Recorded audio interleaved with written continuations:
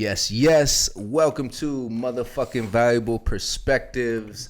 I'm super excited. We have another dope guest today. Hey. Josef Myers in the building. Appreciate you, bro. Welcome, my brother. Yeah, man. So Joseph and I connected around NFTs, crypto, and really just tech. You know, this brother's been in the tech space for how long now? You were talking about like 10 years, 10 plus years? Yeah, since like 2008, really. Yeah, so 12, 13 years he's been in the tech space building apps. So I wanted to dive in with this brother and kind of give y'all some perspectives of just how he got to where he is and, you know, what he's working on and just sharing his perspectives because this brother got a lot to share with y'all. Hey, I appreciate that, man. Yes. Thanks for joining us. Hey, thank you, man. Yeah, Thank you. Happy to be here. So, you know, why don't you tell us about your journey coming here to LA and like what made you come out to LA kind of in the first place?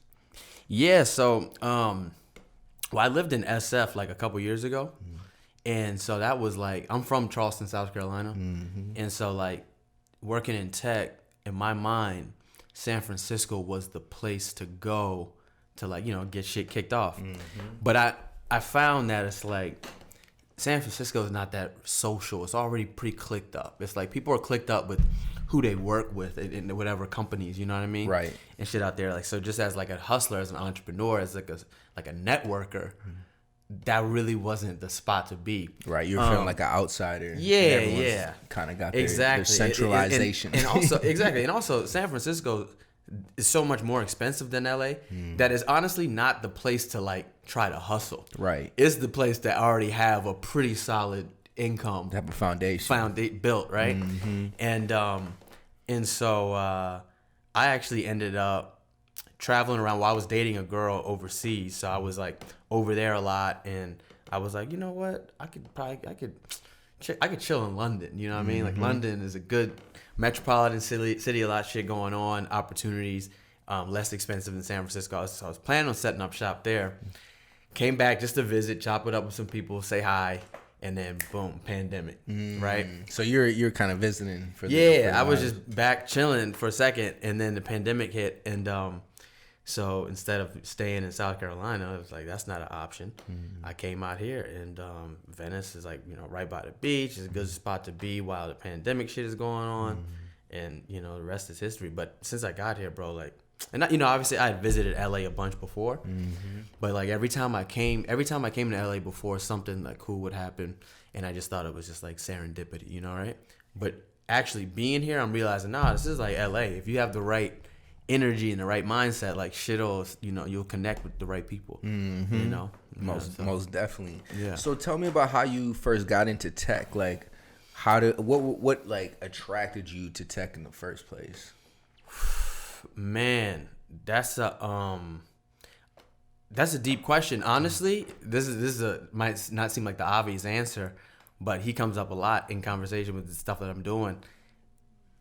Like Michael Jackson videos, right? What? Like dead ass, like Michael Jackson videos, whether it be the lean, the morph shit in the black and white video, just like everything was cutting edge. Right. Yeah, like everything was cutting edge and like mind blowing. And that idea of like doing something that's just a moment, you know, that impacts people and like people remember it. You know what I mean? Like I love that idea. And so, and I was really when I was much younger and into my 20s, I used to be like a street dancer and shit like that. And you know, like you get older and you realize, okay, I'm not going to be a performer, nor do I really at a certain point I really didn't even want to be. Right. But I like the effect that media and content and experiences have on people, but I don't necessarily want to be, you know, doing the shit. Right. You know what I mean? So I was just like, you know, there was always I came into tech really through the media and entertainment music angle, and I always kind of had like ideas that could take somebody else's presentation to the next level, like those videos. You know what I mean? Like I always had kind of ideas and shit. Special sauce. Yeah, exactly. And so my first thing that really made me go like, oh shit, I can do this was right after I graduated high school. like I was in a band in high school, and so we all going to different colleges and splitting up and shit. But I was like, it'd be dope to like take like an audio interface like that and like be able to plug into the web and jam and play together, even though we're in different places. Now this is like 2005. We didn't have like crazy high speed internet and shit like we do now. Right. So like an idea like that was really cutting edge. Right now you could just do that. You could hop on FaceTime and do some shit. Right. But back then that was just an idea, and then what we did is we I got with like a friend of mine's little brother who was just a whiz with anything technical, right? And what we did was we prototyped this idea. We plugged in like a mic through audio interface, and then like I'm downstairs and he was upstairs on a keyboard. So I got the mic, he's got the keyboard, and we hooked it up through Skype, right? Like, and like made a phone call with the instruments, right? And so we did that shit. We're like, oh, that shit's fire. Put a little presentation together, and his dad had some connections and shit. And within like a couple of weeks, I ended up in the living room of a dude that was like the head of Avid Technologies and like a developer from Apple and another motherfucker. This is in South Carolina? This is in South Carolina. Yeah, on an email thread with developers from Apple and a bunch of other big wigs like trying to conspire to see if they could put something together for this idea. And I'm like 18 or some shit. And I'm like, oh. Right. Just an idea and actually following through with it can take these dudes that probably don't get out of bed for less than a fucking, I don't know, $100,000 a month or some shit. You know what I mean? To like, I realize that people aren't playing as much defense as you would think if you give them the opportunity to run the ball. Basically. Right. Man, you know what I mean? That's the motherfucking valuable perspective right there. People are not playing defense. That's a quote that I've heard before, that we think that someone's there to stop us from our ideas, but in reality, nobody's there if we just show up. If you just show play up, offense. Absolutely. So you're coming up with this idea, and you're seeing like, wow, my ideas have value. Yeah. And when I follow through. So did you study tech in college? What was your path? Kind of through high school. In high school I did take like some like music engineering and stuff classes. Like I was always like into the process, the technology behind producing content and media and stuff, and always kind of like decent at it. But in college, first I was studying philosophy, which is just like thinking of wild shit, right? How to think, right? Outside the box, right?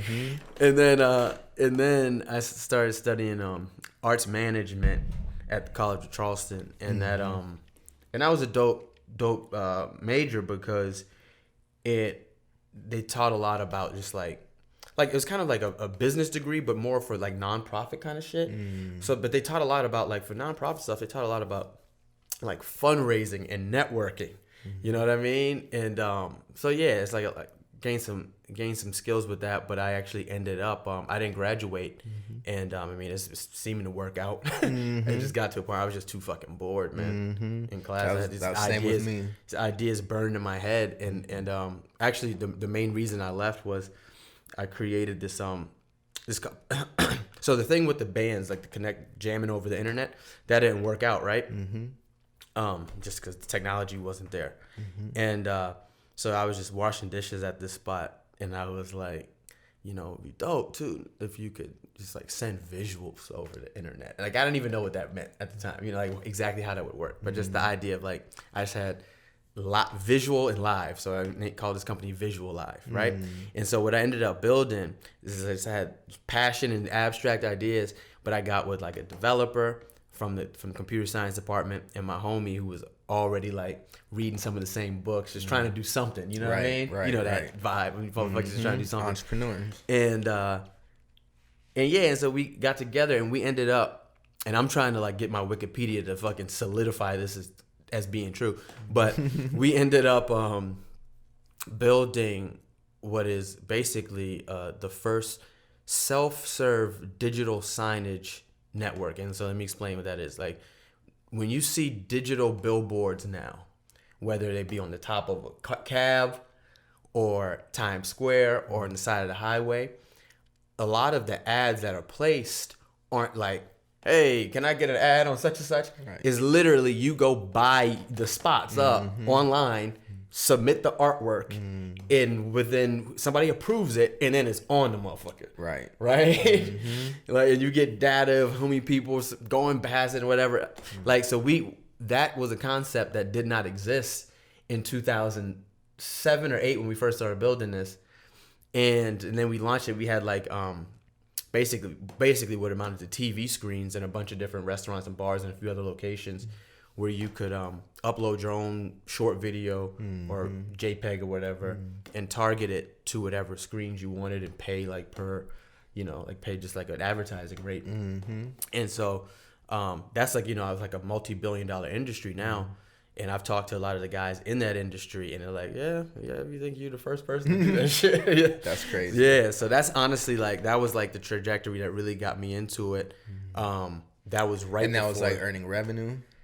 So man, I didn't know what the fuck I was doing at the time. You know what I mean? Right. And we were trying to do everything. We were trying to design the ads. We built the software, installing the TVs, just passion, just going off pure passion and excitement. And so now, like, we never really monetized it. But another interesting thing happened around that time is we started working on this like as or right before the iPhone even came out. So right when the iPhone came out, it's like, oh, okay, motherfucker, if you sitting at a bar or some shit, you're not bored anymore. You don't need to look up at the screen. Right. This is where you monetize. Right. So that's how I got into the mobile space. I was like, okay, this basically is a little TV in my pocket. Right. It's a little billboard in the pocket. Right. So what was your next app after that? Like, now you're like, all right, this is where we're going. So, because you've been kind of in the app space for a little while, what did you decide to do next? But let me make a side note real quick. Yeah, for sure. I'm gonna really get my shit off in this conversation because me and Enrico were on a panel, and I tried to keep my little story short. I tried to keep my story short. This is the space right here. And he did his whole shit, so I'm gonna do my whole shit. The whole shit, yeah. We want to know. We here for the story. All right. So they didn't record that one. So. Exactly. But so the question was which app was what? Yeah. So now you're like, all right, we're moving away from TV screens. Yeah. And now people are gonna have this TV screen in their pocket, right? Yeah, so the advertising is moving. So, bring us through your next kind of like thought process and company after that. Okay. Yeah. So we kind of had like a couple little dud ideas. Like at the time, Instagram was probably one of the first like really big mobile apps, right? And so like we were like, oh shit, it would be cool if you could like, I forget what the fuck it was, like Insta Fortune or some shit where you could like take a photo and then like put a fortune on it or some stupid shit, right? And you're like, all right, that's whack. And but getting back to just like the music and shit, the first thing that was semi-successful that we did was called Early, and it kind of ties into one of the things I'm doing now, but it was called Early, ERLI. And when Nipsey Hussle did the like $100 mixtape or some shit like that, I was like, you know what? People would pay for limited digital, which actually kind of ties us back into the NFT thing. If you could somehow limit a digital release to only select people who can get it, people would be willing to pay a premium just to have the little certificate that said, hey, I heard this shit and you haven't. Yeah. Or heard it first and you didn't. Man. Right? That's a fact. And so we built this little app called Early, and we ended up running out of money, but we did one release with this chick, Jasmine V, and she had like Kendrick Lamar on the track, so that was cool. And like people, it was like we had like 300 or something available, what I mean, on the app, and so people came and scooped it up. But it's so funny because this NFT shit is like something that not blockchain, not a non-fungible token, but we were kind of trying to figure it out. Yeah, it's digital scarcity. Yeah, exactly. And so what people are doing now with a digital item, we were doing with an experience. Like, this experience is limited. You know what I mean? You're only gonna hear this shit one time until it's released on the streaming platform. Right. And so what happened with that was we were just talking to a bunch of different people about getting funding, and a few of them ended up being full of shit and just being young and naive. We were kind of just like, oh, that's it, we're good, and we waited on it, and, right. But in that time, people took note. Oh shit, Seth has been, and my partner Will, at the time we did everything together. He's like, yo, they're fucking they've been making moves for a minute. Like, these motherfuckers don't stop. They not get knocked down and hop right back up, right? And so they were like, people would start to hit us because we knew the process of how to make an app. And so, like, I had taught myself all the Adobe shit just for the visual live thing because I was making all the ads. And now I have a developer for early. While we're waiting on the money, we might as well put you to work. I've sat in all the meetings. With the company that we initially hired to build the early thing. And so now I kind of know how the process works from the other side of it. I'm like, man, we can do this shit. So we built like a little boutique app development company. And local people was hitting us up for little websites and apps. Nothing that went off too crazy. But the thing that, one of the things that kind of reignited the confidence that I had back in the visual live time was I just had an idea. We saw this game with 2 cars, right? And when I saw the game, I was just like, oh, and a Ferrari and Jaguar switching 4 lanes, right? And so we bought the code and reskinned the game and put the music, the money ain't a thing music behind it. And we made that shit in like a couple weeks. And then we were like, yo, we got to get in touch with Jermaine Dupri. Tried to go through like the traditional channels to get in touch with somebody. Dead end. And then Will just ended up like tweeting at him like, yo, we made a game like for you, basically. You should check it out. You know what I mean? And so he hit us back. He was fucking with it.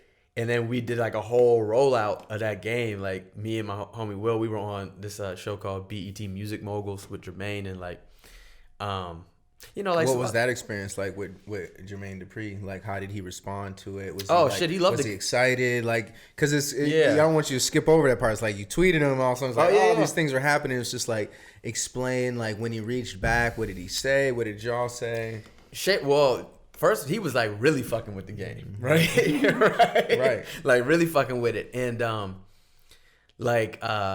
do I say this? I'm just gonna say it. I think at that moment, maybe it was like 2013 or some shit, 14, something like that. Damn, time's flying. I think it was about 2014, 15. Around that time, I don't think Jermaine was really doing too much at that moment. Who knows what he was doing behind the scenes, but like in terms of public visibility. Right. So I think, and correct me if I'm wrong if you see this, but I think that the 4 lanes thing actually kind of gave him a foot back in the PR door. Like, it gave him something to do a little press run off of, which led to him getting more opportunities. He started doing that show. He did that one show. I forget. The rap game. Yeah, but that came at that came. That was cool. I was like, okay, he's like getting. It's just. And I don't know if that was led to that, but like it definitely. He definitely did a press run off of the 4 lanes thing, which started a Jermaine Dupri conversation in another way, right? And also in the tech space, and it's like rappers doing games and stuff. So it was unique. The most interesting thing about that experience was there were, I don't know how many people downloaded the game, tens of thousands, right? And maybe 100,000, right? JD was legitimately the best person at the game for like a few months. He was like top scorer. Top scorer in like little game center thing. Until like some random Asian dude somewhere in China, not China, but somewhere, ended up whipping his ass. But like, he was the top scorer. And so when you downloaded a game from Jermaine Dupri, and so people just naturally thought it was a bot. Like, people just naturally thought it was some bullshit that the top scorer is JD. Right. And so he's like, nah, like, it's really me. That's tight. So how do you prove that, right? So we came up with this thing called Peep, which till this day, still nobody's done. I'm waiting for the right situation to like basically give this idea, not give, but present this idea to somebody and redo it. But we basically made a plug into this game called Peep, right? And what it did was, as a player, you get in and you buy a challenge. You can challenge Jermaine, right? And so he gets the challenge and he plays the game and it records his face. First of all, he like sees your name and all that shit. So it records his face while he's playing so he can like give you a shout out like and FaceTime. Yeah, and like talk shit or whatever. And then when you play, you see the recording of him playing against you, basically. But it's staggered, so like he can do it at his own time. He doesn't need to FaceTime with you. It's not live. Right. But the cool thing about it is, after it was over, as a fan, you paid like $1, a couple dollars or whatever. You have that video of Jermaine like playing against you, right, and talking shit, and so you can share it on social media or whatever, kind of like Cameo, but like a game. And that was before Cameo too. and what ended up happening was we set the shit too fucking cheap, and there's like mad people requested to play, and he couldn't really keep up with it. So it was a little funny style, and we kind of had to shut it down. Right. You know what I mean? Right. But that was an interesting experience. And then from there, like, you know, I was really able to leverage that experience into charging more, getting cooler clients, really getting involved with the types of projects that I really give a fuck about. You know? So when I first met you, you were showing me. I don't want to get it wrong. Is it Pager? Beeper. Yeah, the Beeper app. Yeah. So how long after the Jermaine Dupri game was the Beeper app? 2-3 years. So we started talking to the kid from Beeper. I say kid, he's like 23 now. Jake.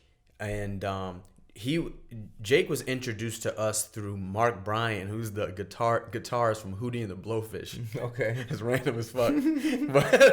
but this dude, he was his professor at College Charleston, right? And so when Jake hit us up, the interesting thing about Beeper is it's kind of like early, right? So Beeper, we send music alerts about new releases and announcements, you know, music releases. And with early, we were doing the same thing, trying to do exclusive content, right? Instead of just like just alerting people, right. And but the Beeper thing is cool because it's like we really removed all the friction from hearing or learning about your favorite music. When a new song comes out, you get a push notification. You tap the push notification. It's one tap. And it takes you to the streaming service of your choice, and the shit is playing. It's like when some shit comes out that you actually fuck with, you get the alert, you tap that bitch, and then it starts playing. It's like, yo, you know what I mean? Instant. Yeah, it's wild because, you know, most apps' business model is based in you going inside of their app and getting all lost. Yeah, exactly. We just get you right to what you want. And so luckily, so, you know, he hired us to build that, but I've become a partner in that app, and we're on the way to 100,000 users. No funding yet. We've probably spent less than 10 grand in marketing, and it's a bunch of the artists that we cover right now are a bunch of like younger, like Gen Z rap, right? That like I don't really know as much about that shit, but like from just like an elder in the game now, like it's cool to like contribute my knowledge of what not to do and how to fucking slow down and really peep the scene before you make moves and shit. And we got some fly shit coming, man. Like we got a partnership with Rap TV that we're doing something really interesting with them pretty soon here, and then yeah, I'm genuinely excited about what's about to happen with that shit. That's dope, man. Yeah. I just love how y'all are, you know, continuing to build things for the future and testing them out. You know, I feel like there's gonna be a lot of people who watch this who are also interested in building apps, right? Like the iPhone, Android ain't going anywhere. So what guidance could you give people? You know, you've been through this process several times. Like, what are some tips that you can give someone who's just getting into like creating their own app for maybe the first time, you know, and kind of avoiding some of the pitfalls that you've already hit? So I'm going to say some things that I don't think you will hear anywhere else. That's what we need. Right? Because first of all, man, you know, on every level of business, one thing I'm realizing is there's an element of like fake you need me motherfuckers. You know what I'm saying?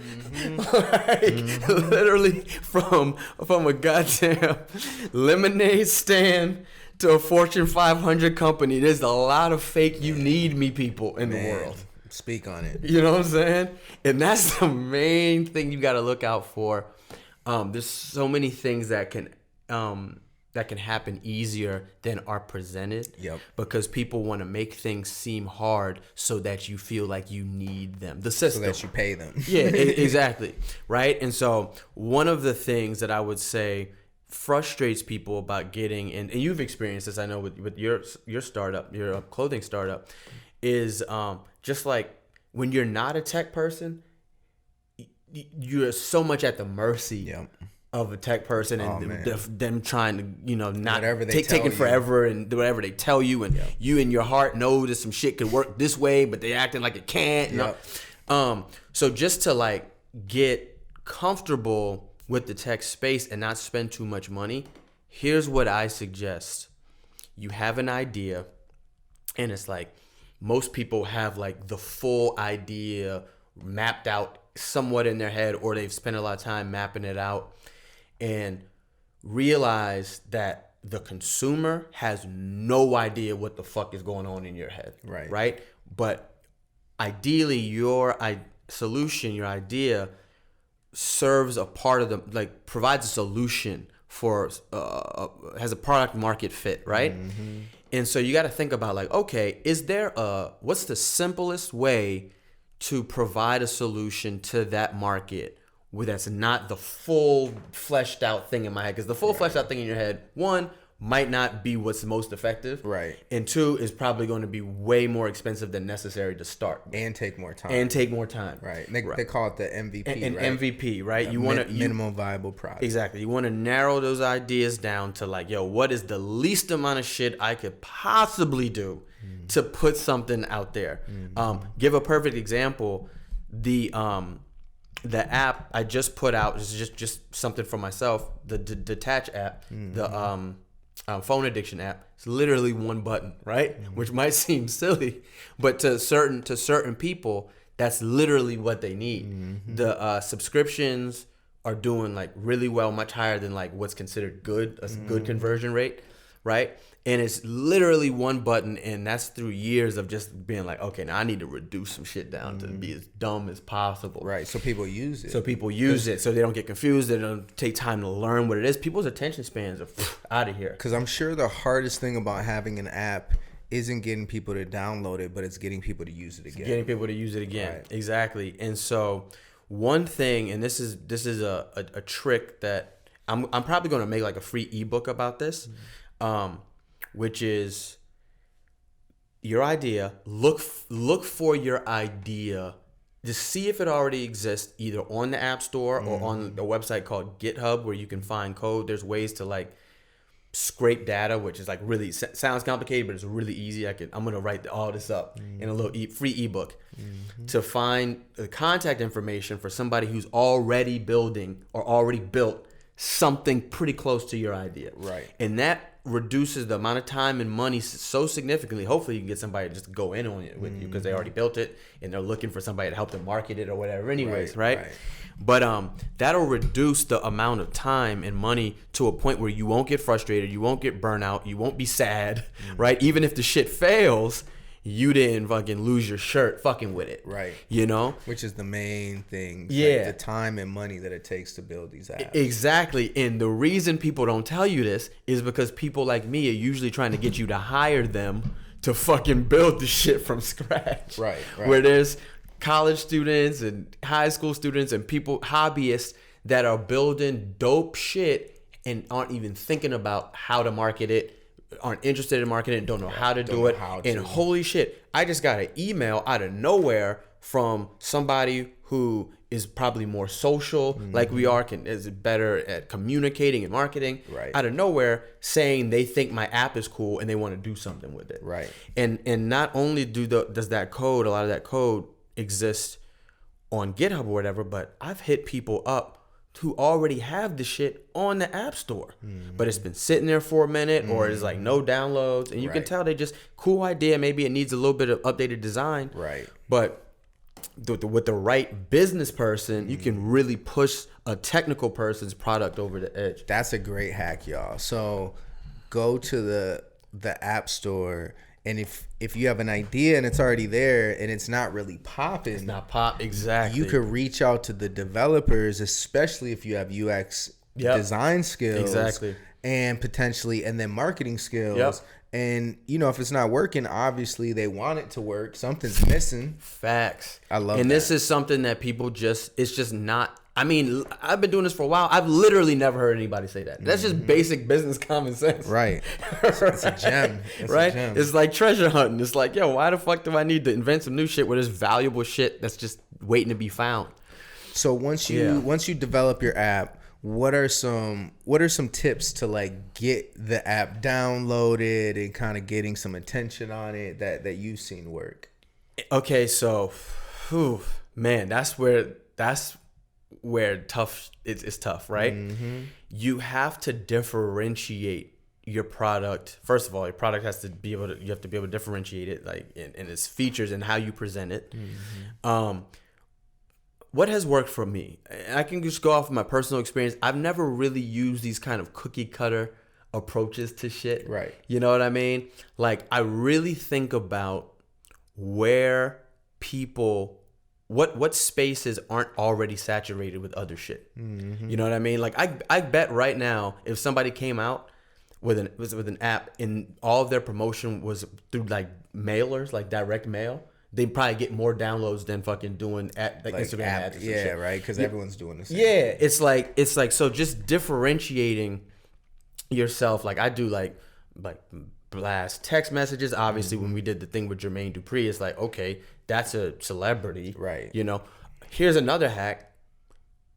A lot of people in tech, unfortunately, look at darker people like disposable, right? As disposable, right? And so when you approach, there's a lot of famous rappers and entertainers, whoever else, people, influencers with money, that if you approach them with a completed thing, you're not asking them for money, you're just asking for their time, they are happy to put their face to something if the shit's fire. Right. And for equity. Right. Because it's like those opportunities aren't presented to them. People try to sun people in the tech space try to sun them like they aren't like really as valuable. Away. Like, exactly. And so like, I think pitching somebody on a, hey, help me fund this or build this, that's difficult because who the fuck's got time for that? Right. But you got some shit already done, like the 4 lanes thing. Like, yo, like, yeah, that's easy. I can send out a couple tweets for 50% or whatever. I mean, obviously, like, maybe not 50%. It depends on the personal situation, but like, how bad do you want to get it out there? And especially if it's not popping. And especially if it's not popping. If you're and not especially getting the if you views, use my previous hack of how to build it. Right. For the low. Or you know what I mean? Right. So yeah, like that's one way, man, like learning. So a lot of it's trial and error. Like with Beeper, we've spent virtually no money on marketing, but like we're popping on TikTok. I don't really fuck with it, but like my guy Jake, man, they just really study what goes viral. And I used to make like viral videos and stuff. Like it's not, you know what it is, man? It's empathy. It's really getting out of your own narcissistic mind and going, when somebody's scrolling through their phone, what is going to make them stop? Right. That's it. To me, this like brings me back to your Michael Jackson, like to that moment. Yeah, like that way of just thinking. Mind blowing shit. Yeah. Like, yo, like I saw an ad the other day. I saw for like some vitamins. It's like a 2-second ad for some fucking vitamins. The ad is a motherfucker filming the bottle, and he's like, man, these shits work, bro. God damn, these hoes work. Right? And it's 2 seconds. He said, these hoes work, bro. stand these hoes work. I swear I be thinking of those type of commercials. Like, they need more of those type of commercials. Yeah. And that shit grainy as fuck. And it's just like, yo, that shit, it's definitely in my my shopping cart right now. And it's like, you know, just really put yourself in the position of the viewer. You know, like, what are you giving the person that's experiencing it, the viewer? And that's always been my thing with like any of the content and ideas that I create. Like, yo, I'm gonna put something out there that's gonna make you stop and go, what the fuck is this shit? Right, some You new know what shit. I mean? Why do I need this? Yeah. It's like, and so yeah, that's it, man. It's like I believe in, like, when you make something super fire, like, you really don't even have to supermarket or super crazy sell it. Like, obviously you gotta get people gotta know about it. But like weed or something, you don't have to like force that shit on people. Right. You know what I mean? Like, when it sells itself. When you really put some thought and the right energy and take your time with shit, it might goes fire. Yeah. So we've talked about the past. You know, we're talking about the present, some of the things you're doing. I would love to dive into the future. Yeah. I see it kind of falling on you. Yeah, it's all good. There you go.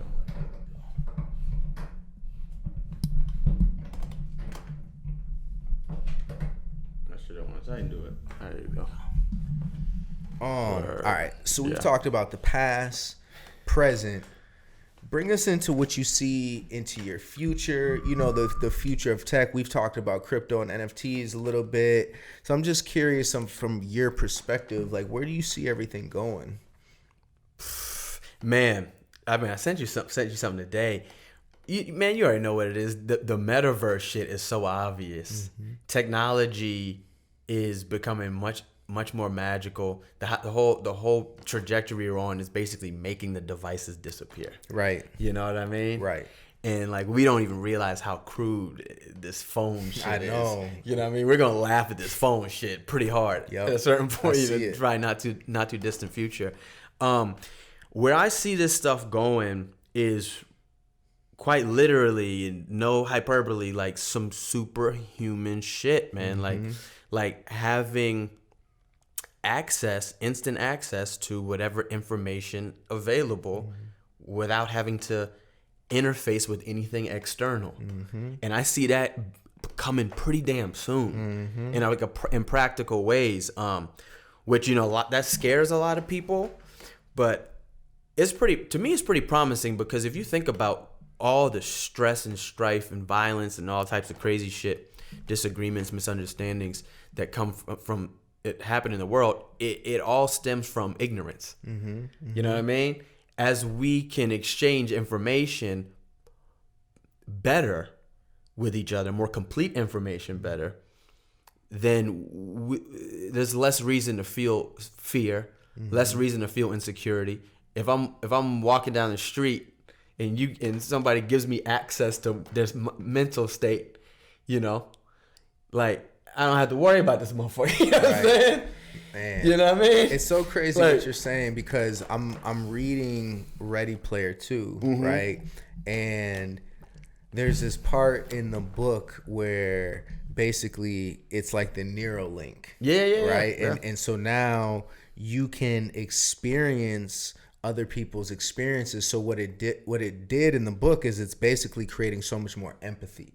Right. Facts. And this is kind of what I hear you saying. That's exactly what I'm saying. You're able to tap into somebody's perspective. Yep. You go, oh, okay, I get this. I get this situation. Right. And that's you know, all of the things that the issues that we're dealing with, just come from a lack of information, a lack of understanding.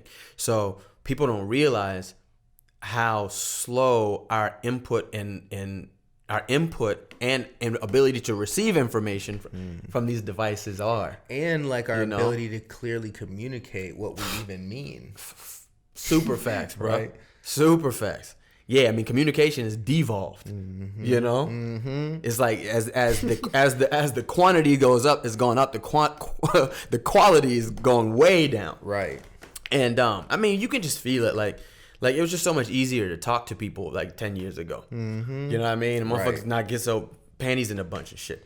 You know what I mean? And it's like now you have the news. It's like the news has always been around, right? Yeah. 60s, like it's not new, but now it's like the news is so quick, right? The news is it's not even every hour, it's every second. Yeah. And then they're all trying to get us to believe these stories. You sacrifice truth for brevity. There's no way you can tell a real story when you're just trying to get some shit out. It's just all sensational. It's all stimulant. It's just all click based, right? So I'm glad I said that, because what happens when there's nothing to click? You know what I'm saying? Exactly. What happens when information is streaming and you're basically tuned into a frequency or not in your mind? You're basically open to certain types of information or you're not. So I have a thought on that, right? So it's like right now we're living in kind of like this click economy where it's like click the ad, click Google. And what I see, and we were kind of talking about this earlier, is with the metaverse, it's going to move to presence, right? So it's like,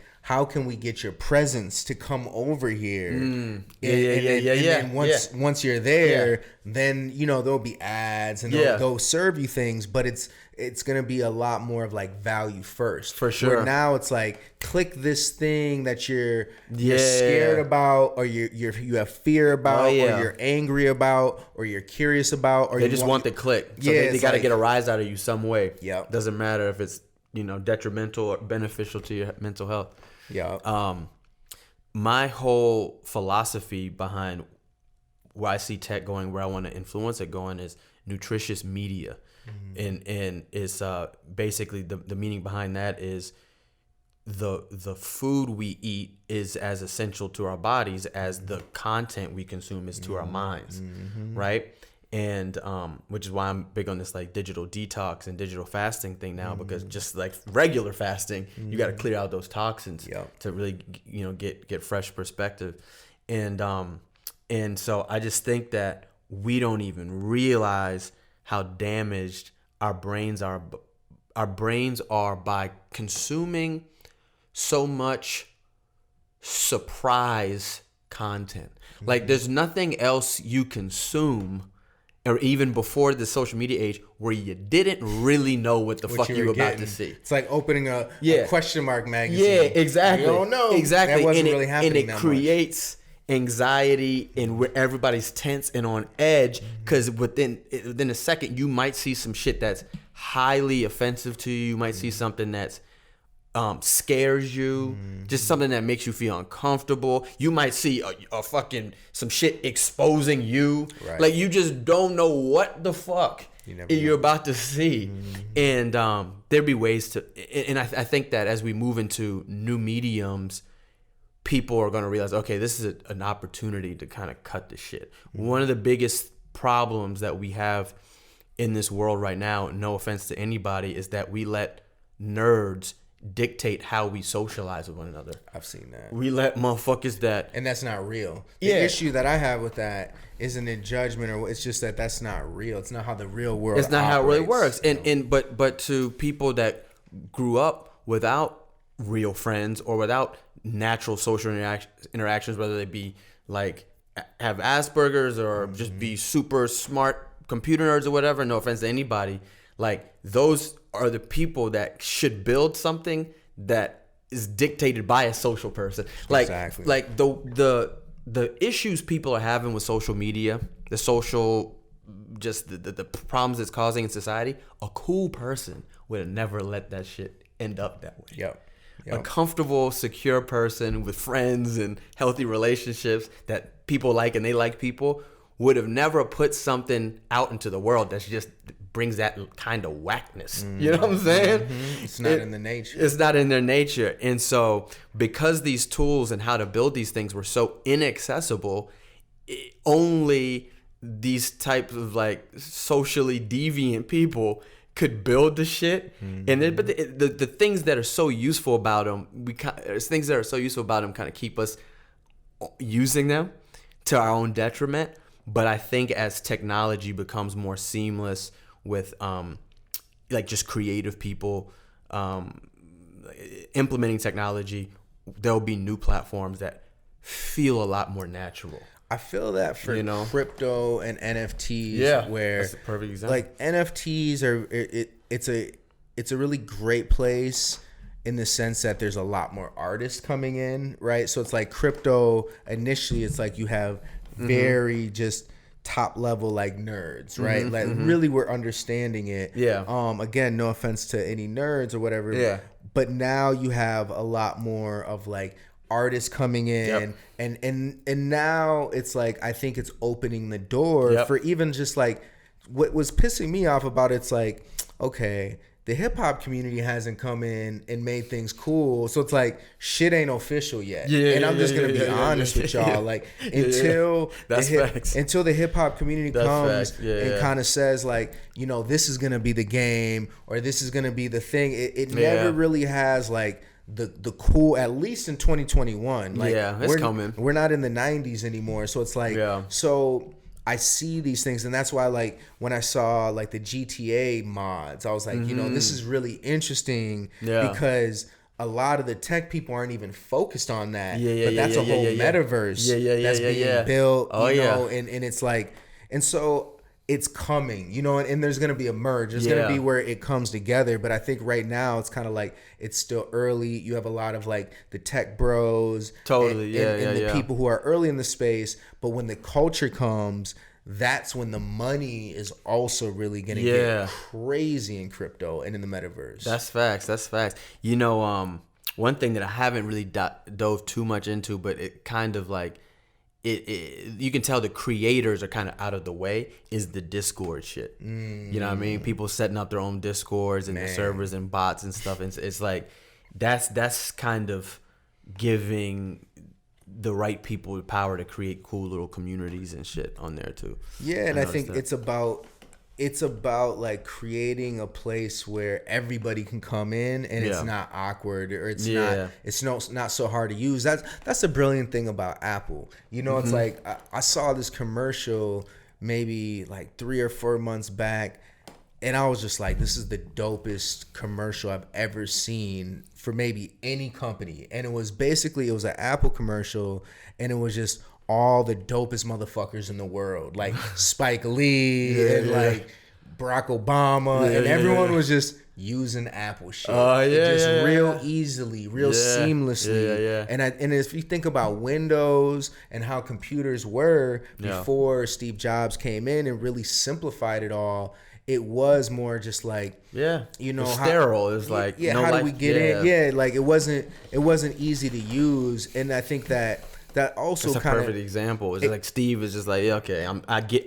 empathetic to people, the average person. Exactly. And he was all about like the yogi lifestyle, minimalist. And that to me, it's giving all of us an equal playing field, because before that, when it was just Windows, it was less accessible. And so we, as a community, we really didn't get involved into tech, right? Like we had the Apple computer in our schools, but the average home didn't have a computer until later on. And so that's why you don't see us dominating, you know, the programming and the tech jobs, right? Especially black people. Like, you know, we are not funding or founders of tech companies. Man, if we were, this shit would have so much fly shit, bro. That really does have to change, man. I don't know.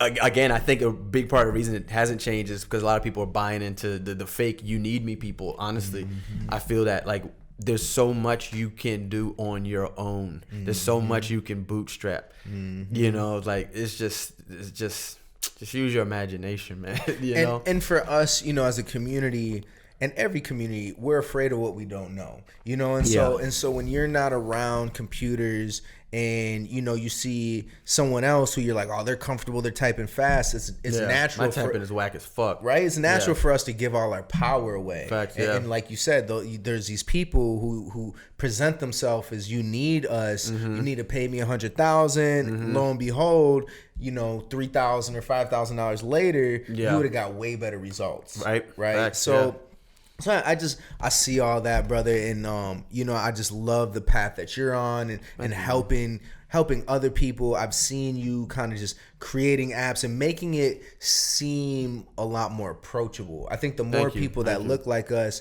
that are doing these type of projects, the more people can sit back and say, I'm gonna put my hat into the ring. You know what I mean? I'm gonna try and build something innovative because, I personally, like, I know a lot of white tech founders, many who have failed and failed worth millions of dollars. Sure. Like, I'm talking about tens of millions of dollars. And that's not to say that they shouldn't keep doing that, but we should understand that we have to try, right? Because it's the failures, especially in tech. Every VC, every angel investor says, I like to invest in people who have already failed, right? So you have to remember that getting out there and learning these lessons is how you build a multi-million-dollar company or a billion-dollar company. Yeah, in fact. No, the failure thing is really important. When Beeper and I, when Beeper first started having conversations with certain people, and Jake's a little bit younger, this is his first venture. Like, I don't know how those conversations were going because I wasn't on the phone. But one thing I noticed when I started being on the phone is just like the way I approach conversations. It's obvious that like I'm not really trying to suggest that we're going to do the impossible with certain shit. Like, because I've failed so many times, like I really know the practical steps to land each brick one by one, right? Instead of just like, yo, I'm gonna get this wall is gonna be so fucking crazy, right? You know what I mean? It's like, nah, like trust me. I know for a fact I got the fundamentals. I can put up 100 layups. I don't know how many half court shots I can give you. Right. I know I can put in 100 layups. Yep. You know what I'm saying? Yep. And I'm dedicated to doing 100 layups, and people want to work with people like that. You gotta have the foundations down. Especially in tech. Like, if you can't lay down the foundations, you can't have the big ideas. You're not building the Facebooks without first building the little swipe app that you did, right? Exactly. And it all snowballs on top of each other. So if you were able to kind of write a message on a billboard, right? Something that the community could see, that you could like influence our community, what would you want people to know? Like, what direction would you want to send people with your message? Man, I would tell people to stop limiting yourself to the confines of the past few hundred years of history. That is a fucking blip in the fact that we have been man from the beginning. The foundations of civilization, all the fly shit before any other type of person was on earth, we laid that foundation. Your self-image should be based on that. Homo sapien, thinking man. That's what that is. That's what we are. Right? There is nothing that can stop you. Anything that any other person does on this earth, accomplishes, Steve Jobs, any of them, comes from your DNA. Facts. Original man. Right? Anything new and original, the seed of it is inside of you. I can't put all of that on a billboard, but that's just motherfucking facts. Remember who you are. Stop letting the paradigm of America and this little blip in history define you. This shit is nothing compared to the entire and the big picture and where we're headed. Man, you know what I'm saying? This shit is a little blip in the road, bro. I love that message. How can the people get in touch with you? Josef at thatlevel.com is my email, or you can hit me on the gram, Real Josef, Josef. How else? That's the main way. That's what's up. Make sure you get in touch with this brother if you got any questions, if you got app ideas. He might be able to lead you in the right direction. He's about to drop that ebook for y'all. Oh, I'm definitely doing that. You know what I mean? So I really appreciate y'all for tuning in. Make sure you hit that like and subscribe. Until next time, peace and love, y'all. Hey, peace.